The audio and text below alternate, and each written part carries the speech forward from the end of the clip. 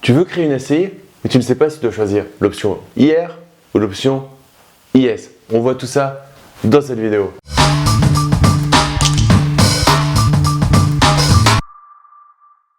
Yo les esprits gagnants, c'est Damien et bienvenue sur cette nouvelle vidéo. Si c'est ta première fois sur la chaîne, je te recommande fortement de cliquer sur le bouton s'abonner ainsi que sur la cloche pour recevoir mes pépites sur l'investissement immobilier. On va voir si il vaut mieux investir à l'option IR, donc impôt sur le revenu, ou à l'option IS, impôt sur les sociétés, quand tu vas créer ta société civile immobilière, ta SCI. Tu as forcément entendu parler de ce SCI. Tu te demandes sûrement, ou alors ça se trouve, tu ne savais même pas qu'il y avait deux options possibles, mais en tout cas, quand tu vas créer ta SCI, tu vas être automatiquement à l'IR et ensuite tu pourras choisir d'être à l'IS ou pas. Très simplement, quand tu es à l'SCI à l'IR, tu vas être très proche tu vas avoir une transparence entre tes revenus de ton salariat ou de ta société, enfin de tes revenus, de ton impôt sur le revenu et les revenus que tu vas avoir de ta SCI. En gros, dans ta SCI, vous allez être 2, 3, 4, 5, vous êtes N associés et vous allez avoir chacun un pourcentage. Et du coup, quand on va remonter les revenus de ta SCI, tu vas avoir par rapport à ton pourcentage. Donc, si tu as 50-50 et qu'il y a 2000 € qui remontent, tu vas avoir 1000 € et ces 1000 € seront imposés sur le revenu. Il n'y a pas de gestion là-dessus, tu ne peux pas les laisser dans la société d'une certaine manière. Automatiquement, ils vont remonter, il y a une transparence. Il y a aussi également le fait que SCI à l'IR, tu vas pouvoir déduire beaucoup moins de choses. En fait, c'est très proche du statut, quand tu achètes en indivision en nom propre, du statut nu. Donc, tu vas pouvoir faire l'équivalent de foncier, mais tu ne vas pas pouvoir amortir le bien, amortir certains travaux, amortir les frais de notaire, etc., etc. Il y a pas mal de choses que tu ne vas pas pouvoir passer d'une certaine manière en déduction. Donc l'IR, ce n'est pas forcément toujours très intéressant. Et il y a un cas dans lequel tu ne pourras pas faire ton SCI à l'IR, c'est qu'aujourd'hui en tout cas, il est impossible de faire de la location meublée en étant à l'IR. Donc si tu veux faire de la location meublée, tu dois passer forcément en SCI à l'IS, impôt sur les sociétés. Donc par exemple, si tu veux faire une colocation et la mettre dans une SCI, ta colocation elle risque d'être meublée, du coup SCI à l'IS. Tu veux faire de la location courte durée dans ta SCI, SCI à l'IS. Tu as bien compris. Dès le moment où tu meubles, tu n'as pas le choix, tu vas à l'IS. L'IR peut être intéressant si tu as besoin de récupérer des revenus déjà, mais que tu veux quand même investir en société.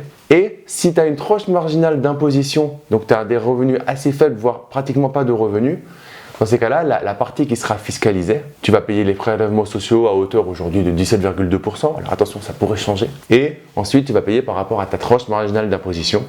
Et ça va augmenter effectivement ton imposition directe. Donc la SCI à l'IR, ça peut être intéressant de commencer comme ça et ensuite de passer en SCI à l'IS si jamais tu vois que ça ne matche pas. Et généralement, on passe en… Je connais la plupart des personnes qui investissent en SCI, on investit en SCI à l'IS parce que le but c'est de créer de la charge et de limiter au maximum la fiscalité.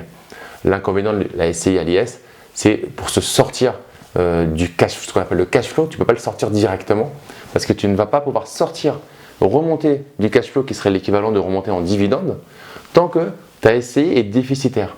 Or, en une SCI à l'IS, l'objectif c'est de créer un déficit pendant plusieurs années et tant que tu es en déficit, tu ne peux pas sortir cet argent. Tu peux prendre des charges, passer des charges, il n'y a pas de problème, mais tu ne peux pas remonter un dividende et réellement te payer dessus. J'ai fait une vidéo là-dessus sur comment se payer en SCI, je te la mettrai dans le petit i. Mais voilà, c'est relativement compliqué de sortir réellement des charges très rapidement sur ta SCI. C'est plutôt une stratégie moyen terme. C'est j'accumule pour ensuite être tranquille pendant tout le reste de ta vie. Donc SCI à l'IR, SCI à l'IS, si tu as des gros revenus, principalement, va passer à l'IS. Si tu as des petits revenus, potentiellement l'IR peut être plus simple de gestion et plus basique à mettre en place et tu pourras toujours à un moment passer de l'IS. Alors il y a eu un changement fiscal, c'est qu'avant, du coup tu commences à l'IR et tu peux choisir l'option IS, par contre c'était irrévocable. Aujourd'hui, tu as une certaine durée pendant laquelle tu peux revenir en arrière. Attention à côté de ça, à première vue, le fisc n'aime pas les allers-retours. Donc tente de ne pas faire d'aller-retour. Donc si tu vas à l'IS, c'est que tu sais que tu vas y rester d'une certaine manière. Donc si tu n'es pas sûr, tu commences à l'IR puis tu passes tranquillement à l'IS si tu vois que tu t'es fait par exemple claquer par les impôts ou que c'est pas très intéressant. Et si jamais tu es sûr de toi, passe à l'IS, crée-toi ton business et tu sortiras au fur et à mesure des revenus dans les années suivantes et tu passeras des charges pour les premières années et tu vas augmenter ton patrimoine immobilier et tes revenus par rapport à ça. Et tu peux très bien mixer, c'est-à-dire avoir une DSCI à l'IS, une SCI ou des SCI à l'IS et quelques achats en nom propre pour pouvoir sortir de l'argent et vivre de ton immobilier grâce à ta partie en nom propre, donc LMNP ou LMP ou NU si tu arrives à faire du déficit foncier. Voilà, il y a plein de stratégies possibles et du coup tu peux mixer tout à fait les deux. Mais en SCI, très rapidement, on va plutôt se recommander d'aller vers de la SCI à l'IS.